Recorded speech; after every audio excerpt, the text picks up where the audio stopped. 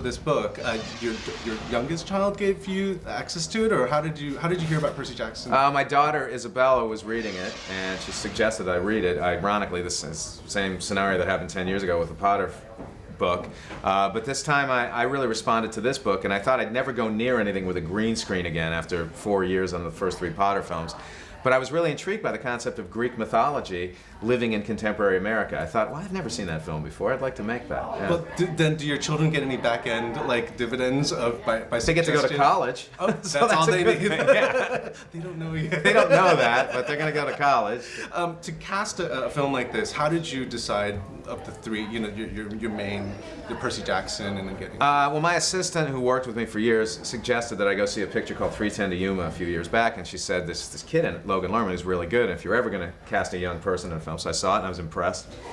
When it came time to cast Percy, we called Logan's agent. He came in, and the minute I saw him, I thought, this kid really has amazing potential. He did a screen test and essentially blew all of us away. He was I just thought he was fantastic. I actually think he's going to be one of the big stars in the next few years. He's really got a commanding screen presence. When you look for a lead, what do you look for? I mean, obviously, you know, he can do the lines and all that kind of stuff, but obviously, you know, you helped find Harry Potter also. And so, what was it about these boys that kind of you knew? Well, something about, you know, Logan for me has to just be incredibly relatable to all the kids in the audience. You know, he is a hero, but he's an unlikely hero. I grew up, you know, reading Marvel comics, and the thing I loved about those comics is everyone who was a hero had faults, and the fact that Percy Jackson suffers from dyslexia and suffers from ADHD were 2 things that I thought are relatable to a lot of kids, but it also empowers these kids who see the movie, feeling that, man, well, you know, if I have this, it might not be such a bad thing. I can use it for good. And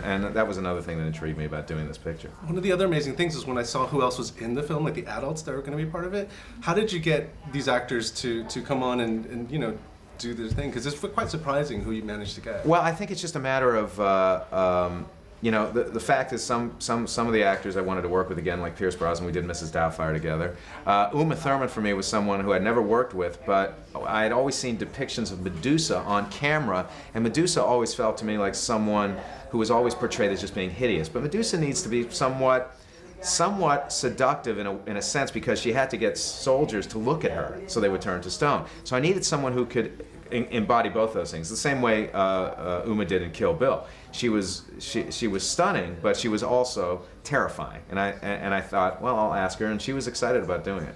Whose idea was it to get Steve Coogan to be this rock god? Was that part of the book, or was that an idea that you kind of?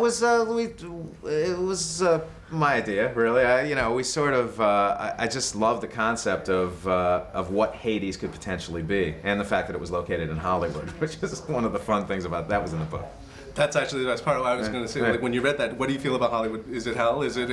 Oh, it's not hell. It's been Hollywood's been very good to me, and but I just don't live there because I don't want to get too obsessed with the business, the nonsense of the business. You know. So now that you're done with a project like this, what kind of stuff do you want to? Do you want to continue with the Percy Jackson stuff, or do you want to go on? Well, it depends on how you know, if we're fortunate enough that the picture does well, I'd love to do another picture. I'd love to work with this cast again. I think there's a real sense of camaraderie here, and they have a great charisma together, and I would love to do another one of these. These films, now it seems every movie is going to be a 3D movie, so why was this not, was it even suggested at some point? We talked about it, but we knew we wanted to be out, you know, there's another Greek mythological movie coming out called Clash of the Titans, and we wanted to be first. We wanted to be the first Greek mythological movie out there. So we talked about 3D. I've been fascinated by 3D all my life, so maybe if we're lucky enough to do a second one will be in 3D. Perfect.